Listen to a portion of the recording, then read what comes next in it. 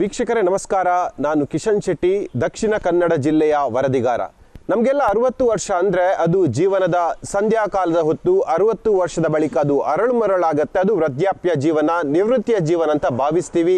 ಸಾಕಷ್ಟು ಮಂದಿ ತಮ್ಮ ಹೆಲ್ತ್ ಬಗ್ಗೆ ಕೇರ್ ತೆಗೆದುಕೊಳ್ತಾರೆ. ಜೊತೆಗೆ ಜೀವನದ ಎಂಡಿಂಗ್ ಪಾಯಿಂಟ್ ಹೇಗಾಗುತ್ತೆ ಎಂಬುದರ ಬಗ್ಗೆ ಸಾಕಷ್ಟು ಆಲೋಚನೆಗಳನ್ನು ಕೂಡ ಮಾಡ್ತಾರೆ. ಆದರೆ ಮಂಗಳೂರಿನ ಉದ್ಯಮಿಯೋರ್ವರು ತಮ್ಮ 60 ವರ್ಷದಲ್ಲಿ ಒಂದು ಹೊಸ ಸಾಹಸಕ್ಕೆ ಕೈ ಹಾಕಿದ್ದಾರೆ. ಅವರ ಲೆಕ್ಕದಲ್ಲಿ ಅದು ಸಾಹಸ, ಜೀವನವನ್ನು ಎಂಜಾಯ್ ಮಾಡುವಂಥ ರೀತಿ. ಅವರ ಹೆಸರು ಶರತ್ ಕುಮಾರ್ ಅಂಥೇಳಿ, ಮಂಗಳೂರಿನ ಎಕ್ಕೂರು ನಿವಾಸಿ. ಕಳೆದ ಹಲವು ವರ್ಷಗಳಿಂದ ಈ ರೀತಿಯಾಗಿ ರೈಡಿಂಗ್ ಮಾಡ್ತಾ ಇದ್ದಾರೆ. ಬೈಕ್ ರೈಡಿಂಗ್ ಅಂದರೆ ಅವರಿಗೆ ಪಂಚಪ್ರಾಣ. ತನಗೆ ಇತ್ತೀಚೆಗೆ 60 ವರ್ಷ ಪೂರ್ಣಗೊಂಡಂಥ ಹಿನ್ನೆಲೆಯಲ್ಲಿ ಅವರು ಹೊಸ ಸಾಹಸಕ್ಕೆ ಕೈ ಹಾಕಿದ್ದಾರೆ. ಅದು ಬರೋಬ್ಬರಿ 38 ರಾಷ್ಟ್ರಗಳನ್ನು ತನ್ನ ಬೈಕ್ನಲ್ಲಿ ಸುತ್ತು ಹಾಕುವಂಥ ಒಂದು ವಿಭಿನ್ನವಾದ ಆಲೋಚನೆಗೆ ಕೈ ಹಾಕಿದ್ದಾರೆ. ಆದಿತ್ಯವಾರ ದಿನದಂದು ಅವರು ತಮ್ಮ ಮಂಗಳೂರಿನ ಚರ್ಚ್ ಬಳಿಯಿಂದ ಒಂದು ರೈಡಿಗೆ ಹೊರಡ್ತಾರೆ. ಅದು ಭಾರತ ಆದಿಯಾಗಿ ಯುರೋಪ್ ರಾಷ್ಟ್ರಗಳನ್ನು ಸುತ್ತುವಂಥದ್ದು. ಸುಮಾರು 6 ತಿಂಗಳ ದೀರ್ಘಕಾಲದ ರೈಡ್. ಸುಮಾರು 35ರಿಂದ 40 ಸಾವಿರ ಕಿಲೋಮೀಟರ್ ವ್ಯಾಪ್ತಿಯನ್ನು ತನ್ನ ಬೈಕ್ನಲ್ಲಿ ಕ್ರಮಿಸುವಂಥ ಒಂದು ಸಾಹಸಕ್ಕೆ ಕೈ ಹಾಕಿದ್ದಾರೆ. ಅದಕ್ಕೆ ಅವರು ಹೇಳ್ತಾ ಇರುವಂಥ ಒಂದು ರೀಸನ್ ಇಷ್ಟೇ: ನನಗೆ 60 ವರ್ಷ ಆಯಿತು ಅಂಥೇಳಿ ಎಲ್ಲ ಒತ್ತಡವನ್ನು, ಎಲ್ಲ ಜೀವನದ ಭಾರವನ್ನು ತಲೆ ಮೇಲೆ ಹಾಕಿ ಮನೆಯಲ್ಲಿ ಕೂರೋಕ್ಕೆ ಇಷ್ಟ ಇಲ್ಲ. ಹಾಗಾಗಿ ಈ 60 ವರ್ಷದ ಅವಧಿಯ ಸಂಭ್ರಮದ ದಿನದಲ್ಲಿ ತಾನು ದೇಶವನ್ನು ಸುತ್ತಬೇಕು, ಜೊತೆಗೆ ಅಂತಾರಾಷ್ಟ್ರೀಯ ರೈಡನ್ನು ಮಾಡಬೇಕೆಂಬ ಆಸೆಯನ್ನು ಈಗ ಶರತ್ ಕುಮಾರ್ ಅವರು ಹೊಂದಿದ್ದಾರೆ. ಈ ಹಿಂದೆ ಶರತ್ ಸುಮಾರು 6 ದೇಶಗಳ ಗಲ್ಫ್ ರಾಷ್ಟ್ರಗಳ ಅಂತಾರಾಷ್ಟ್ರೀಯ ರೈಡನ್ನು ಮಾಡಿದ್ರು. ಈ ಬಾರಿ ಅವರು ಸುಮಾರು 38 ರಾಷ್ಟ್ರಗಳನ್ನು ಸುತ್ತಿ ಬರುವಂಥ ಆಲೋಚನೆಗಳನ್ನು ಕೂಡ ಹೊಂದಿದ್ದಾರೆ. ಸುಮಾರು 6 ತಿಂಗಳ ದೀರ್ಘಕಾಲಿಕ ರೈಡ್ ಇದಾಗಿದೆ. ಸುಮಾರು 20ರಿಂದ 25 ಲಕ್ಷ ರೂಪಾಯಿ ಖರ್ಚಾಗಬಹುದು ಎಂಬ ಒಂದು ಆಲೋಚನೆಯಲ್ಲಿ ಕೂಡ ಅವರಿದ್ದಾರೆ. ಯಾವುದೇ ರೀತಿಯಾಗಿ ಸ್ಪಾನ್ಸರ್ಶಿಪ್ ಅನ್ನು ಪಡೆದುಕೊಂಡಿಲ್ಲ.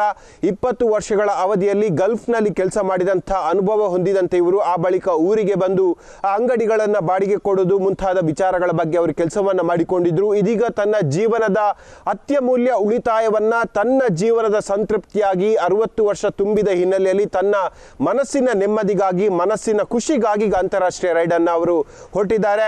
ಮಂಗಳೂರಿಂದ ನೇರವಾಗಿ ಬೆಂಗಳೂರು, ಹೈದರಾಬಾದ್, ಮಧ್ಯಪ್ರದೇಶ, ಆ ಬಳಿಕ ಉತ್ತರ ಪ್ರದೇಶದ ಮೂಲಕವಾಗಿ ನೇಪಾಳಕ್ಕೆ ಹೋಗ್ತಾರೆ. ನೇಪಾಳ ಮಾರ್ಗವಾಗಿ ಬಳಿಕ ಟಿಬೆಟ್, ಆ ಬಳಿಕ ಚೀನಾಕ್ಕೆ ಹೋಗ್ತಾರೆ. ಚೀನಾದಿಂದ ನೇರವಾಗಿ ಮಧ್ಯ ಏಷ್ಯಾದತ್ತ ಅವರು ಸಾಗಲಿದ್ದಾರೆ. ಆ ಬಳಿಕ ಕಜಕಿಸ್ತಾನ್, ಉಜ್ಬೇಕಿಸ್ತಾನ್ ಮೂಲಕವಾಗಿ ರಷ್ಯಾವನ್ನು ತಲುಪ್ತಾರೆ. ರಷ್ಯಾದಲ್ಲಿ ಕೆಲ ದಿನಗಳ ತಂಗುವಿಕೆ ಬಳಿಕ ಜುಲೈ 22ರಂದು ಲಾತ್ವಿಯಾ ಮೂಲಕ ಯುರೋಪ್ ರಾಷ್ಟ್ರಗಳಿಗೆ ಅವರು ಎಂಟ್ರಿಯನ್ನು ಕೊಡ್ತಾರೆ. ಯುರೋಪ್ನಲ್ಲಿ ಸುಮಾರು 29 ರಾಷ್ಟ್ರಗಳಲ್ಲಿ ಅವರು ಬೈಕ್ ಯಾತ್ರೆಯನ್ನು ಮಾಡೋಕ್ಕೆ ಈಗಾಗಲೇ ತೀರ್ಮಾನ ಮಾಡಿದ್ದಾರೆ. ಆ ರಾಷ್ಟ್ರಗಳು ಯಾವುದು ಅಂತ ಹೇಳಿದರೆ ಅದು ಪೋಲ್ಯಾಂಡ್ ಆಗಿರ್ಬೋದು, Germany, France, Italy, Switzerland, Hungary, Belgium ಮೂಲಕವಾಗಿ ಹಲವು ರಾಷ್ಟ್ರಗಳನ್ನು ಅವರು ಸುತ್ತಾಟ ಮಾಡಲಿದ್ದಾರೆ. ಆ ಬಳಿಕ ಅವರು ಮತ್ತೆ ಟರ್ಕಿಗೆ ಪ್ರವೇಶವನ್ನು ಪಡೆದುಕೊಳ್ತಾರೆ. ಟರ್ಕಿಯಿಂದ ಇರಾಕ್ ಮೂಲಕವಾಗಿ ಇರಾನ್ ಕಡೆಗೆ ಸಾಗಲಿದ್ದಾರೆ. ಆ ಬಳಿಕ ಮತ್ತೊಮ್ಮೆ Qatar, Saudi Arabia, Bahrain, Dubai ಮಾರ್ಗವಾಗಿ ಒಮಾನ್ನಲ್ಲಿ ತಮ್ಮ ಜಾಗತಿಕ ಬೈಕ್ ರೈಡನ್ನು ಅವರು ಮುಕ್ತಾಯ ಮಾಡಲಿದ್ದಾರೆ. ಆ ಬಳಿಕ ಒಮಾನ್ನಲ್ಲಿ ಹಡಗಿನ ಮೂಲಕವಾಗಿ ಭಾರತಕ್ಕೆ ತಮ್ಮ ಬೈಕನ್ನು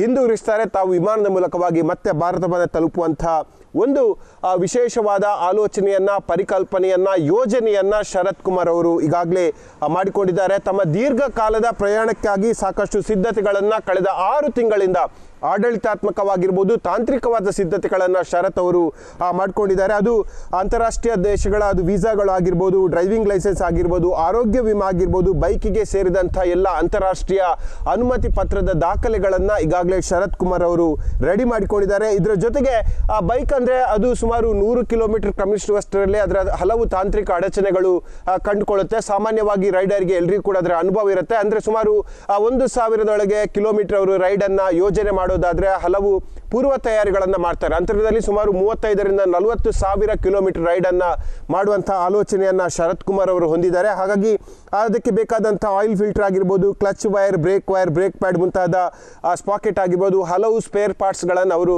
ತಮ್ಮ ಜೊತೆ ಒಳಗೊಂಡಿದ್ದಾರೆ. ಸುಮಾರು ಅವರು ಹೇಳೋ ಪ್ರಕಾರವಾಗಿ 20 ಲಕ್ಷದವರೆಗೂ ಕೂಡ ತಮಗೆ ವೆಚ್ಚ ತಗುಲುತ್ತೆ ಅನ್ನೋದನ್ನು ಹೇಳ್ತಾರೆ. ಇದಕ್ಕೆ ಸಂಬಂಧಪಟ್ಟಂತೆ ಅವರಿಗೆ ಆ ದಾಖಲಾತಿಗಾಗಿ ಫಾಲ್ಕಾನ್ ಎಂಬ ಸಂಸ್ಥೆ ಅವರಿಗೆ ನೆರವನ್ನು ಕೊಟ್ಟಿದೆ. ಅವರು ಹೇಳೋ ಪ್ರಕಾರವಾಗಿ ಎಲ್ಲ ರಾಷ್ಟ್ರಗಳು ಬಹಳ ಸುಲಭವಾಗುತ್ತೆ. ಆದರೆ ಚೀನಾ ದೇಶವನ್ನು ಸುತ್ತಾಡೋದು, ಚೀನಾ ದೇಶಕ್ಕೆ ಎಂಟ್ರಿ ಆಗೋದು ಅದು ಬಹಳ ಒಂದು ತ್ರಾಸದಾಯಕವಂತ ಕೆಲಸ. ಅಷ್ಟರ ಮಟ್ಟಿಗೆ ಕಾನೂನಲ್ಲಿ ಬಿಗಿರುತ್ತೆ. ಅಲ್ಲಿ ಹೋಗಬೇಕಾದ್ರೆ ತಮಗೆ ಒಂದು ಪಿಲಿಯನ್ ರೈಡರ್ ಬೇಕು. ಆದರೆ ಪಿಲಿಯನ್ ರೈಡರ್ ಯಾರು ಇಲ್ಲ, ಅದು ಗೈಡ್ ಮೂಲಕವಾಗಿ ಬೇಕು. ಆದರೆ ಸುಮಾರಷ್ಟು ಲಗೇಜ್ಗಳನ್ನು ನಾನು ಈಗಾಗಲೇ ತೆಗೆದುಕೊಂಡು ಹೋಗ್ತಾ ಇದ್ದೀನಿ. ಹಾಗಾಗಿ ಅಲ್ಲಿ ಗೈಡನ್ನು ಪೂರ್ವ ತಯಾರಿಯಾಗಿ ಅಲ್ಲಿ ಬುಕ್ಕನ್ನು ಮಾಡಬೇಕಾಗತ್ತೆ.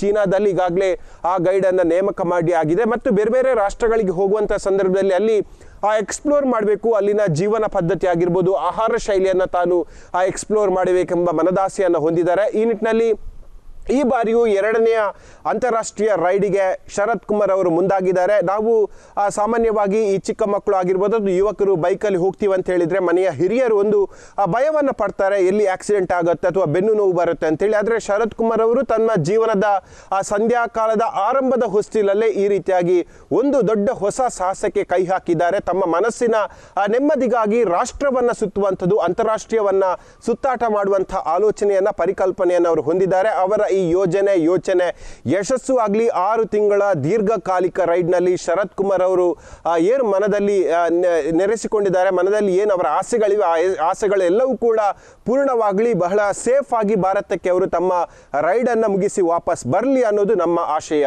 ಇದು ನಂದು ಸೆಕೆಂಡ್ ಇಂಟರ್ನ್ಯಾಷನಲ್ ರೈಡ್ ಆಗಿರ್ತದೆ. ಫಸ್ಟಿಗೆ ನಾನು ಗಲ್ಫ್ ಕಂಟ್ರಿಗೆ ಮಾಡಿದ್ದೇನೆ. ಇದು ಗಲ್ಫ್ ಮತ್ತು ಯುರೋಪಿಗೆ ನಾನು ಹೋಗ್ತಾ ಇದ್ದೇನೆ.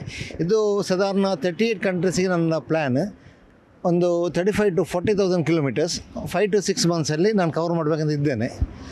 ಮತ್ತು ಇದರ ಉದ್ದೇಶ ಏನಿಲ್ಲ, ಆ್ಯಕ್ಚುಲಿ ನಂದು 60 ವರ್ಷ ಬರ್ತ್ಡೇ ಆಯಿತು. ಅದಕ್ಕೋಸ್ಕರ ನಾನೊಂದು ರೈಡ್ ಮಾಡ್ತಾಯಿದ್ದೇನೆ. Age is just a number ಅಂತ ಅದೊಂದು ಇದು.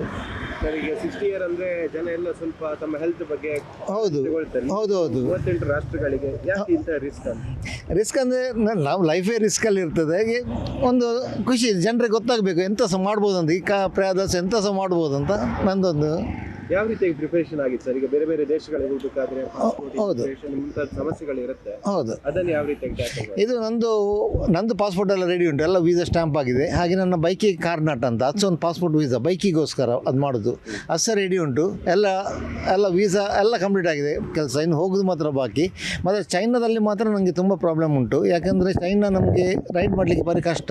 ಹಾಗೆ ಒಂದು ಟೂರ್ ಗೈಡ್ ಬೇಕು ಚೈನಾದಲ್ಲಿ, ಮತ್ತು ನಂಬರ್ ಪ್ಲೇಟ್ ಚೇಂಜ್ ಆಗಬೇಕು, ಮತ್ತು ಲೈಸೆನ್ಸ್ ಮಾಡಬೇಕು. ಹಾಗೆ ನಾನು ಅಲ್ಲೊಂದು ಏಜೆಂಟನ್ನು ಹಿಡಿದ್ದೇನೆ. ಮತ್ತು ಚೈನಾದಲ್ಲಿ ನಾನೊಂದು ಗ್ರೂಪಿಗೆ ಜಾಯಿನ್ ಆಗ್ತೇನೆ. ಖಾಲಿ ನೇಪಾಲ್ ಬಾರ್ಡ್ರಿಂದ ರಷ್ಯಾ ಬಾರ್ಡ್ರ್ವರೆಗೆ ಒಂದು ಗ್ರೂಪಿಗೆ ಜಾಯ್ನ್ ಆಗಿ. ಯಾಕೆಂದರೆ ನನ್ನ ಬೈಕಲ್ಲಿ ಕೂತ್ಕೊಳ್ಳಿಕ್ಕೆ ಆಗೋದಿಲ್ಲ ಟೂರ್ ಗೈಡ್ಗೆ. ಅದಕ್ಕೋಸ್ಕರ ಟೂರ್ ಗೈಡ್ ಕಾರಲ್ಲಿ ಹೋಗ್ತಾರೆ, ನಾನು ಬೈಕಲ್ಲಿ ಫಾಲೋ ಮಾಡಿಕೊಂಡು ಹೋಗ್ತೇನೆ. ಸರ್, ಈಗ ಒಂದು ಕಂಟ್ರಿಯಿಂದ ಮತ್ತೊಂದು ಕಂಟ್ರಿ ಬಾರ್ಡರ್ ಸಮಸ್ಯೆಗಳು ಅದು ಯಾವ ರೀತಿಯಾಗಿ ಬೈಕನ್ನು ಇದು ಮಾಡ್ತೀರಿ, ಅಥವಾ ಶಿಪ್ಪಲ್ಲಿ ಹಾಕೋದು ಆ ಥರ ಏನಾದರೂ ಇದೆಯಾ? ಇಲ್ಲ, ಇದರಲ್ಲಿ ಶಿಪ್ಪಲ್ಲಿ ಏನಿಲ್ಲ. ಆ್ಯಕ್ಚುಲಿ ಇದೆಲ್ಲ ಬೈ ರೋಡೇ ಹೋಗೋದು. ಮತ್ತು ಹಿಂದೆ ಬರುವಾಗ ಮಾತ್ರ ನಾನು ಒಮಾನಿಗೆ ಲಾಸ್ಟ್ ಒಮಾನ್ ಮಾಡಿ, ದುಬೈಯಿಂದ ಒಮಾನ್ ಮಾಡಿ, ಅಲ್ಲಿಂದ ನಾನು ಶಿಪ್ಪಿಗೆ ಮುಂಬೈಗೆ ಬರ್ತೇನೆ, ಇಲ್ಲ ಕೊಚ್ಚಿನ್ಗೆ ಹೋಗ್ತೇನೆ. ಯಾಕಂದರೆ ಇಲ್ಲದಂಗೆ ಇನ್ನೊಂದು ಸುತ್ತು ಹೊಡಿಬೇಕಾಗ್ತದೆ. ಇದೊಂದು 6 ಮಂತ್ಸ್ ಆಗ್ತದೆ. ಅದಕ್ಕೋಸ್ಕರ ನಂದು ಇದು ಶಿಪ್ಪಲ್ಲಿ ಬರೋದು. ಸರ್, ಇವಾಗ ಇದಕ್ಕೆ ಎಷ್ಟು ಖರ್ಚಾಗ್ಬೋದು ಮತ್ತು ಎಷ್ಟು ತಿಂಗಳಿಂದ ಪ್ರಿಪರೇಷನ್ ಮಾಡ್ತಾ ಇದ್ದೀವಿ? ಇದು ಸಾಧಾರಣ ನಾನು 6 ತಿಂಗಳಿಂದ ಪ್ರಿಪ್ರೇಷನ್ ಮಾಡ್ತಾ ಇದ್ದೇನೆ.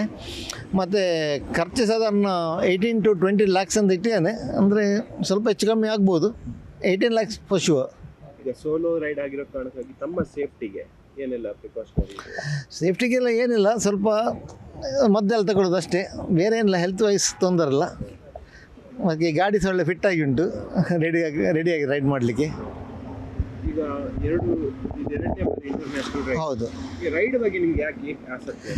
ಆ್ಯಕ್ಚುಲಿ ನನಗೆ ಮೊದಲಿಂದ ನಾನು 20 ಇಯರ್ಸಿಂದ ನಾನು ರೈಡ್ ಮಾಡ್ತಿದ್ದೇನೆ. ನನ್ನ ಏಜ್ 20 ಇರುವಾಗ ನಾನು ಸಾಧಾರಣ ಮಡಿಕೇರಿ, ಮೈಸೂರು, ಬ್ಯಾಂಗ್ಳೂರು ಆಚೆಲ್ಲ ಚೇತಕ್ ಸ್ಕೂಟ್ರ್ ಇಲ್ಲದ್ರೆ ಜಾವೋ ಬೈಕ್ ಅದೆಲ್ಲ ರೈಡ್ ಮಾಡ್ತಿದ್ದೆ. ಈಗ ಆದರೆ ಬೇರೆ ಬೈಕ್ ಬಂದಿದೆ, ಸ್ವಲ್ಪ ಇಂಟರ್ನ್ಯಾಷನಲ್ ರೈಡ್ ಮಾಡುವಂಥ ಒಂದು ಫ್ಯಾಮಿಲಿ ಬಗ್ಗೆ ಹೇಳೋದು. ಅವರಿಗೆಲ್ಲ ಫ್ಯಾಮಿಲಿಯಲ್ಲಿ ಬೇಡ. ಈಗ ತುಂಬ ಜನ ಈ ಬೈಕಲ್ಲಿ ಹೋಗೋದಾದ್ರೆ ರಿಸ್ಕ್ ಹೋಗಬೇಡಿ ಅಂತ ಹೇಳ್ತಾರೆ.